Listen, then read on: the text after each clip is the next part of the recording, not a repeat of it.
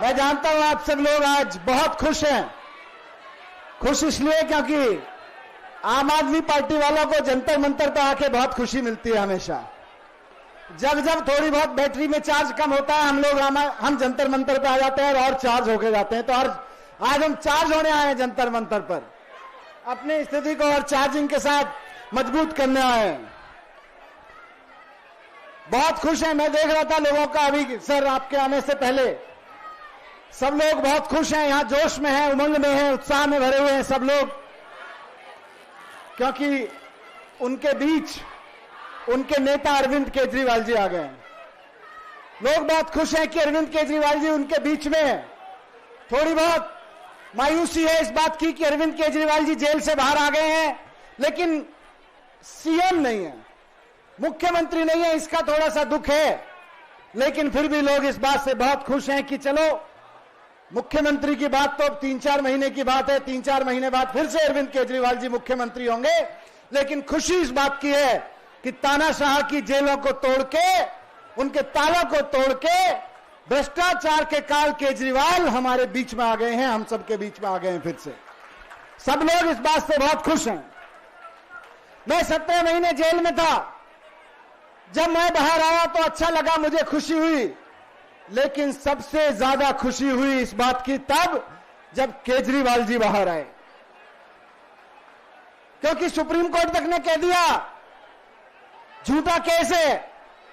Supreme court तक ने कह दिया कि ये केस में जब ट्रायल शुरू होगा तो 2 सवाल नहीं झेल पाएगा, ये केस 2 सवाल में फ्लैट हो जाएगा। ये मैं नहीं कह रहा, आज देश के सुप्रीम कोर्ट ने कहा है केजरीवाल जी के ऊपर, मेरे ऊपर, संजय भाई के ऊपर जो आरोप लगाए गए थे उन आरोपों के बारे में जमानत देते हुए सुप्रीम कोर्ट ने कहा है कि यह केस आपका 2 सवाल नहीं झेल पाएगा। इतनी झूठ की कहानी आप लोगों ने लिखी हुई है। क्या किया इन लोगों ने? इन्होंने मेरा सब कुछ छान मारा, सर का सब कुछ छान मारा, घर द्वार सब खगोल डाला, कुछ नहीं मिला। जब कुछ नहीं मिला तो इन्होंने क्या चाल रची कि कुछ लोगों को, 2-4 लोगों को अंदर पकड़ पकड़ के जेल में डाला। उनको बोला कि देखो बाहर आना चाहते हो तो अरविंद जी के खिलाफ बयान दे दो, नहीं तो जेल में सड़ा सड़ा के मार डालेंगे। उनमें से किसी एक आध आदमी ने कोई झूठा बयान दे दिया, उस झूठे बयान के आधार पर मुझको, संजय सिंह को और अरविंद केजरीवाल जी को जेल में डाल दिया।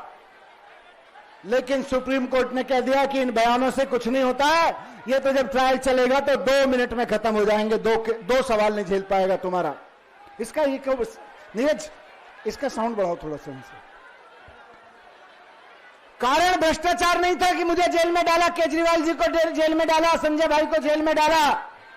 कारण था परेशान करना, कारण था दिल्ली के काम रोकना। 17 महीने अंदर जेल में रखा। कारण और मकसद इनका एक ही था कि इनको तोड़ो, इनको अंदर से तोड़ो, इनको बाहर से तोड़ो, इनकी हिम्मत को तोड़ो, इनकी टीम को तोड़ो। लेकिन आज मैं खुशी के साथ कह रहा हूं और आप लोग भी इसी बात से उमंग में, उत्साह में, कि ना तो अंदर से हिम्मत टूटी और ना पार्टी टूटी। इसी बात को लेकर सब उत्साह में है सब लोग। कितने मैसेज आते थे इनके, सही कह रहा हूं।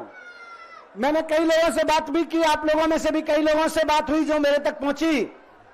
कई लोगों ने आके कहा मनीष जी किस चक्कर में पड़े हो, आ जाओ, जेल में सड़ा सड़ा के मार डालेंगे ये लोग, जानते नहीं हो आप इनको, आ जाओ, छोड़ दो, इधर आ जाओ, क्या होगा, जेल में कब तक पड़े रहोगे, अपनी सोचो। मुझे आगे ज्ञान भिजवाते थे। राजनीति में तो देखो सब ऐसे ही होता है, कोई किसी की नहीं सोचता। आपको आना चाहिए, आपको जेल से बाहर आना है तो आपको सुननी चाहिए इनकी बात। मुझे बता दे, आपकी वाइफ बीमार है, आपका बेटा पढ़ रहा है अभी कॉलेज में, सोचो अपने परिवार की सोचो, परेशान हो जाओगे। मेरे घर में, जो घर मैंने 2002 में जब मैं पत्रकार था 5 लाख रुपए में घर खरीदा था, उस घर को भी इन्होंने छीन लिया, अपने कब्जे में कर लिया। मेरे बैंक अकाउंट में सैलरी के 10 लाख रुपए पड़े थे, वो 10 लाख रुपए भी इन्होंने अपने कब्जे में कर लिए। पहले डराते थे, समझाते थे, बहलाते फुसलाते थे, मेरा घर छीन लिया जो मैंने 5 लाख रुपए में 2002 में खरीदा था, बोले इसको भी जब्त कर लेते हैं। मेरे अकाउंट में 10 लाख रुपए पड़े थे, वो भी जब्त कर लिए। मेरा बेटा कॉलेज में पढ़ता है, मुझे उसकी फीस भरने के लिए लोगों के सामने हाथ फैलाने पड़े कि मुझे अपने बेटे की फीस देनी है, मेरा बैंक अकाउंट ईडी ने फ्रीज कर दिया है। इस तरह से टॉर्चर करते थे, इस तरह से मेंटली हैरेस करते थे। क्यों? इनकी कोशिश थी कि यह आदमी टूट जाए। लेकिन हम भी अरविंद केजरीवाल जी के साथ में, अरविंद केजरीवाल जी की टीम के ग्रुप में खड़े हुए हैं। टूटे नहीं, घबराए नहीं, अंदर से टूटने का तो सवाल ही नहीं उठता। जब अंदर से नहीं टूटा तो इन्होंने बाहर से तोड़ने की कोशिश की, चारों तरफ से। कभी कहते थे सर आपको पता नहीं है मनीष जी, आपको तो अरविंद केजरीवाल जी ने फंसा दिया है। मुझे आके कहते थे, मैसेज देते थे। मैंने कहा भाई मेरे को तो अरविंद केजरीवाल जी ने 26 साल पहले फंसा दिया था इस काम में, उसी में लगा हुआ हूं मैं तो।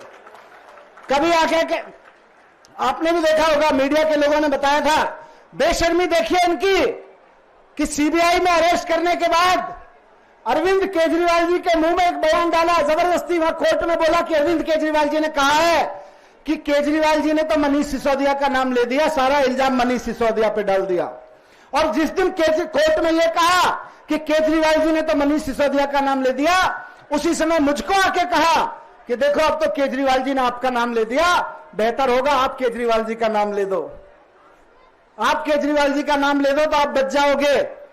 मैं ऐसे सारे आरोपों पे, ऐसे सारी इनकी कोशिशों पे मैं मुस्कुराता था, हंसता था, और मुस्कुराते हुए हंसते हुए इनसे कहता था जब कुछ गलत हुआ ही नहीं तो मैं किस चीज में नाम ले दूं, जब कुछ गलत किया ही नहीं तो केजरीवाल जी ने भी क्या नाम लिया होगा मेरा, और जब उन्होंने कुछ गलत नहीं किया तो मैं किस चीज में नाम ले दूं केजरीवाल जी का।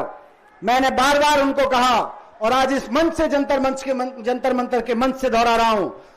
मैं मुस्कुराकर उनसे कहता था कि आप जानते हो आप क्या कर रहे हो। जो लोग मैसेज लेके आते थे मेरे पास इनका, मैं उनको कहता था आप जानते हो आप क्या कर रहे हो, आप लक्ष्मण को राम से अलग करने की कोशिश कर रहे हो। मैंने इनको कहा, भाजपा वालों को जवाब दिया कि आप लक्ष्मण को राम से अलग करने की कोशिश कर रहे हो। कोशिश करना मत, कोई दुनिया के किसी रावण में ताकत नहीं है कि लक्ष्मण को राम से अलग कर सके। बहुत कोशिश की इन्होंने तोड़ने की, समझाने की, मुझे अंदर से तोड़ने की, पार्टी से तोड़ने की। मैं इनको कह देता था कि 26 साल की दोस्ती है, अरविंद केजरीवाल जी मेरे दोस्त हैं, 26 साल से मेरे भाई हैं, मेरे राजनीतिक गुरु हैं, मैं गद्दारी नहीं कर सकता। जब मैंने अपनी वाइफ को यह बात बोली कि इस तरह के मैसेज आते हैं, मैंने उसको नॉर्मली बातचीत में कहा था कि यार मैं कैसे छोड़ सकता हूं ऐसे आदमी का साथ, मैं क्या मुंह दिखाऊंगा इन कार्यकर्ताओं को, क्या मुंह दिखाऊंगा अपने आप को, शीशे में देखूंगा कि मैं ऐसा सोच भी सकता हूं कहीं। तो मेरी वाइफ ने कहा कि कार्यकर्ताओं को और अपने आप को तो बाद में छोड़ो, अगर ऐसा सोचोगे भी तो मेरे को क्या मुंह दिखाओगे अगर अरविंद केजरीवाल जी को छोड़ने के बारे में सोचोगे तो, अगर अरविंद केजरीवाल जी के नाम के बारे में ऐसा सोचोगे, उनके साथ गद्दारी करने के बारे में सोचोगे तो। इनको भी पता था कि 26 साल की यह दोस्ती इनसे टूट नहीं सकती। इन्होंने मुझको और केजरीवाल सर को 18 महीने अलग रखा। मैं कहता हूं फिर से, 26 साल की दोस्ती में मैं और अरविंद केजरीवाल जी 18 महीने तो क्या, 18 दिन भी अलग, 18 घंटे भी अलग नहीं रहे कभी 26 साल में। रोज मिलते थे, रोज देश के बारे में बात करते थे, रोज देश के बारे में काम करते थे, जहां लड़ते थे इकट्ठा लड़ते थे। लेकिन दुष्टों ने 18 महीने मुझको और सर को अलग रखा। 18 महीने बाद मिले अभी 13 सितंबर को, तो दिल बड़ा आया देख के सर को।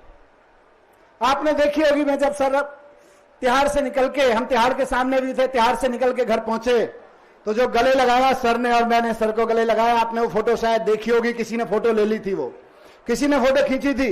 मैं बाद में सोशल मीडिया पे मुझको किसी ने भेजी हुई फोटो में देख रहा था। हम दोनों के चेहरे पे आप जान सकते हो कि हमारे और इनके बीच में क्या रिश्ता है, इस दोस्ती के बीच में क्या रिश्ता है। इसको तोड़ने चले थे बीजेपी वाले। मैं देख रहा था उस फोटो को और मैं सोच रहा था कि वैसे तो रामचरितमानस में, रामायण में, इस घटनाक्रम में कभी राम और लक्ष्मण अलग नहीं हुए, लेकिन अगर कभी राम और लक्ष्मण अलग होकर वापस मिलते तो ऐसे ही मिलते जैसे मैं और केजरीवाल जी जिस भाव से मिले थे, उनकी तस्वीर भी ऐसे ही आती अगर वो मिलते उस तरह से, राम लक्ष्मण भी अलग होकर मिलते। हम दोनों 18 महीने के बाद मिले थे। 13 सितंबर को सर जब वापस आए, शाम को सब हम लोग बैठे, सारे मंत्री, विधायक, बहुत सारे कार्यकर्ता थे। जब सब जाने लगे तो सर ने कहा 5 मिनट बैठो मेरे साथ। मैं और सर फिर बैठे थोड़ी देर घर में। जाने से पहले रात को बहुत कुछ बातें थी 18 महीने की कहने सुनने की। बहुत कुछ मेरे दिल में था, बहुत कुछ सर के दिल में था कहने के लिए। हमने बातें की, हमने चर्चा की कि किस तरह से 26 साल पहले परिवर्तन की लड़ाई शुरू की थी, किस तरह से हम दिल्ली विद्युत बोर्ड उस समय हुआ करता था, दलाल साहब जानते हैं, दिल्ली विद्युत बोर्ड हुआ करता था।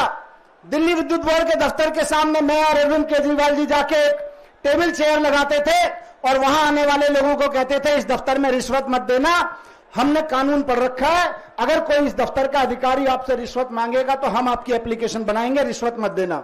हम बैठ के दिन में 50-60 लोगों की एप्लीकेशन लिखवाते थे और वो लोग ऊपर जाके अपना काम करवाते थे। उस एप्लीकेशन की वजह से उनका काम ईमानदारी से होता था, क्योंकि सिटीजन चार्टर के हिसाब से हम एप्लीकेशन बनाते थे। हमने उस दिन बैठ के याद किया सर ने और हमने कि किस तरह से 25 साल पहले 26 साल पहले ये लड़ाई शुरू की थी, ईमानदारी के लिए, देशभक्ति के लिए, गरीब लोगों की मदद के लिए, भ्रष्टाचार के खिलाफ लड़ाई शुरू की थी। हमने याद किया कि कैसे दिल्ली की झुग्गियों में जाके गरीब लोगों के राशन कार्ड बनवाने से लेके गरीब लोगों के राशन दिलवाने तक की लड़ाई लड़ी है। इसलिए थोड़ी लड़ी थी कि किसी सत्ता में आना है, किसी कुर्सी पे आके बैठना है। हमने याद किया कि किस तरह से राइट टू इंफॉर्मेशन कानून बनवाया, और जब देश में राइट टू इंफॉर्मेशन कानून बना तो पूरे देश में घूम घूम के लोगों को राइट टू इंफॉर्मेशन के बारे में बताया, लोगों की राइट टू इंफॉर्मेशन की एप्लीकेशन फाइल करने में मदद की, लाखों लोगों की राइट टू इंफॉर्मेशन की एप्लीकेशन फाइल करने में मदद करी, जिससे उनके काम ईमानदारी से हुए, जिससे वो भ्रष्टाचार से आम आदमी लड़ सका। ये सब लड़ाई लड़ी। हमने तो कभी सोचा नहीं था कि इन राजनीतिक कुर्सियों पर आके बैठेंगे, राजनीतिक पार्टी बनाएंगे, ये कभी सोचा नहीं था। कभी सोचा नहीं था कि सत्ता में आके बैठेंगे, इतने बड़े बड़े पदों पे जाके बैठेंगे, हमने नहीं सोचा था। लेकिन शायद भगवान ने हमारे लिए कुछ सोच रखा था। हमने नहीं सोचा था कि कभी राजनीति में आएंगे। हम तो ईमानदारी और देशभक्ति का जज्बा लेके घर से निकले थे और थोड़ा काम कर रहे थे लोगों के लिए, लेकिन शायद भगवान ने कुछ सोच रखा था। भगवान के सोचे हुए के मुताबिक, भगवान के दिए हुए के मुताबिक मुख्यमंत्री बने, मैं मंत्री बना, दिल्ली में काम किया, लोगों के स्कूल बनवाए, अस्पताल बनवाए, यूनिवर्सिटीज बनवाई बच्चों के लिए, स्टूडेंट्स के लिए, ईमानदारी से काम किया। दिल्ली का बजट 30,000 करोड़ से बढ़ के 75,000 करोड़ रुपए पहुंचा दिया ईमानदारी से काम करते हुए। और जब दिल्ली का बजट बढ़ा तो उस बजट से जो पैसा मिला, सर ने कहा कि दिल्ली के लोग टैक्स दे रहे हैं, ईमानदारी से टैक्स इकट्ठा हो रहा है, अब इसको वापस जनता को देंगे। तो बिजली फ्री हो गई, पानी फ्री हो गया, बस यात्राएं फ्री हो गई, तीर्थ यात्राएं फ्री हो गई, अनऑथराइज कॉलोनियों में, मोहल्लों में इतनी सारी सड़कें बन गई, इतनी सारी बसें आ गई जो कभी नहीं आई, 24 घंटे बिजली आने लगी। क्यों? क्योंकि ईमानदारी से काम किया और देशभक्ति से काम किया। मैं जब जेल से बाहर आया, उस दिन रात को बैठे हुए हमारी और सर की बात हो रही थी।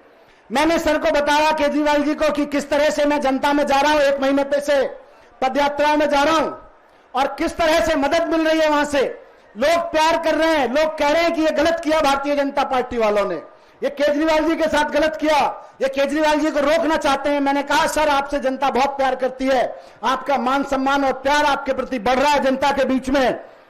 केस तो झूठा था ही, जमानत तक तो था ही केस, ये सारा केस जमानत तक था, ये हमारी चर्चा हुई। हमने कहा ये ट्रायल तो 7-8 साल चलेगा, अभी कम से कम 7-8 साल ये ट्रायल चलेगा। अदालत ने कह दिया है कि 2 क्वेश्चन में ये केस फ्लैट हो जाएगा, लेकिन ट्रायल चलने में, ट्रायल खत्म होने में 7-8 साल लगेंगे। सर ने कहा, अब ये बात महत्वपूर्ण मैं आपके बता रहा हूं, हमारे जो चर्चा हुई, सर ने कहा कि अदालत की मोहर तो लग गई है कि केस खत्म है, कुछ नहीं है इसमें, लेकिन जनता की मोहर भी लगानी है कि केजरीवाल जी ईमानदार है। यह जनता की मोहर लगवानी है, जनता की मोहर लगनी है। मैंने पूछा सर कैसे होगा, क्या करेंगे, कैसे चाहते हैं, क्या करेंगे? तो सर ने कहा कि मैं लांछन लेके सीएम की कुर्सी पे नहीं बैठूंगा। इन्होंने मेरे ऊपर बेईमानी का आरोप लगाया है, मैं ये लांछन लेके सीएम की कुर्सी पे नहीं बैठूंगा। अदालत ने तो कह दिया है कि ये 2 क्वेश्चन में भी टिकेगा केस, लेकिन मैं जनता के बीच जाऊंगा और जनता कहेगी कि केजरीवाल ईमानदार हैं, जनता कहेगी कि केजरीवाल हमारे ईमानदार नेता हैं और चुन के भेजेगी तो मैं कुर्सी पे बैठूंगा सीएम की। मैंने कहा ये कैसे करेंगे? जनता की मोहर कैसे लगेगी, जनता कैसे कहेगी कि केजरीवाल जी ईमानदार हैं? तो सर ने कहा कि मैं सीएम पद से इस्तीफा दे दूंगा, 3 महीने बाद चुनाव है, अगर जनता दोबारा चुन के भेजेगी, और मैं यही कहने जाऊंगा जनता के बीच कि मैंने काम किया है, मैं ईमानदार हूं। अगर दिल्ली की जनता ये सोचती है कि मैं ईमानदार हूं, दिल्ली की जनता ये मानती है कि केजरीवाल ईमानदार है, तो वोट दें और कुर्सी पे बिठाएं, नहीं तो घर बैठ जाऊंगा। केजरीवाल जी ने मुझसे कहा उस दिन 13 सितंबर को। मैंने सर से कहा कि सर आपके दिल में, सर ने अपने दिल की बात कही, मैंने सर से कहा कि अगर आपके दिल में है, ये तो मेरे दिल में भी यही बात है। मैंने भी पिछले 10 साल में आपके साथ कदम से कदम मिलाते हुए दिल्ली की जनता के लिए ईमानदारी से काम किया है। दिल्ली के बच्चों की शिक्षा के लिए स्कूल बनवा के, यूनिवर्सिटीज बनवा के ईमानदारी से काम किया है। मैंने कहा तो सर जो आपके दिल की बात है वो मेरे भी दिल की बात है कि अब कुर्सी पे एजुकेशन मिनिस्टर की और डिप्टी सीएम की तभी बैठूंगा जब जनता कहेगी मनीष सिसोदिया ईमानदार है। जब जनता ये कहेगी, 3 महीने 4 महीने चुनाव में है, जनता जब ये कहेगी कि मनीष सिसोदिया ईमानदार है, हमें मनीष सिसोदिया शिक्षा मंत्री के रूप में चाहिए, तभी मैं शिक्षा मंत्री की कुर्सी पे बैठूंगा, उससे पहले अब शिक्षा मंत्री की कुर्सी पे नहीं बैठूंगा। जो बात सर के दिल में है वही मेरे दिल में भी है, इसलिए आज जनता की अदालत में आए हैं। आज से अगले 3 महीने 4 महीने जनता की अदालत में रहेंगे, अरविंद केजरीवाल जी के साथ कदम से कदम मिला के चलते रहेंगे और जनता की अदालत में जाके जनता के फैसले का इंतजार करेंगे। उसके बाद जनता से कहेंगे कि ईमानदार है तो वापस कुर्सी पे बिठाओ। अगर आपको लगता है कि अच्छे स्कूल बनवाने के लिए, अच्छी यूनिवर्सिटीज बनवाने के लिए और आपके बच्चों के भविष्य के लिए अरविंद केजरीवाल की जरूरत है जो कि ईमानदार है, तो वापस उनको मुख्यमंत्री बनाओ, तब कुर्सी पे जाके बैठेंगे, नहीं तो नहीं बैठेंगे। ये लांछन लेके नहीं बैठेंगे कुर्सियों पे, इसलिए कुर्सियां छोड़ दी, अब आपके बीच में है, फैसला आपको करना है। पहली बार आपकी अदालत में आए हैं, पहली बार ईमानदारी की आवाज लेके। देश के इतिहास में अरविंद केजरीवाल जी पहले ऐसे नेता हैं जिनकी 2-2 राज्यों में सरकारें हैं, लेकिन मुख्यमंत्री पद का पद छोड़ दिया, मुख्यमंत्री नहीं रहे कि नहीं जनता के बीच जाऊंगा, मैं भी जनता के बीच सर के साथ जाऊंगा और कदम से कदम मिलाते हुए जनता से एक कहूंगा। बस आखिरी बात मैं उन लोगों को कहना चाहता हूं जिन लोगों ने 17-18 महीने में, पिछले 2 साल में मुझको अंदर से तोड़ने की कोशिश की, बाहर से तोड़ने की कोशिश की, कि जब तक अरविंद केजरीवाल जी तानाशाही के रावण के खिलाफ ये लड़ाई लड़ते रहेंगे, राम बन के ये लड़ाई लड़ते रहेंगे, मैं लक्ष्मण बन के इनके साथ खड़ा रहूंगा। दुनिया का कोई रावण, दुनिया के किसी रावण की तानाशाही मुझको नहीं तोड़ सकती, ना मुझे अंदर से तोड़ सकती और ना पार्टी के रूप में तोड़ सकती। भारत माता की बहुत बहुत धन्यवाद।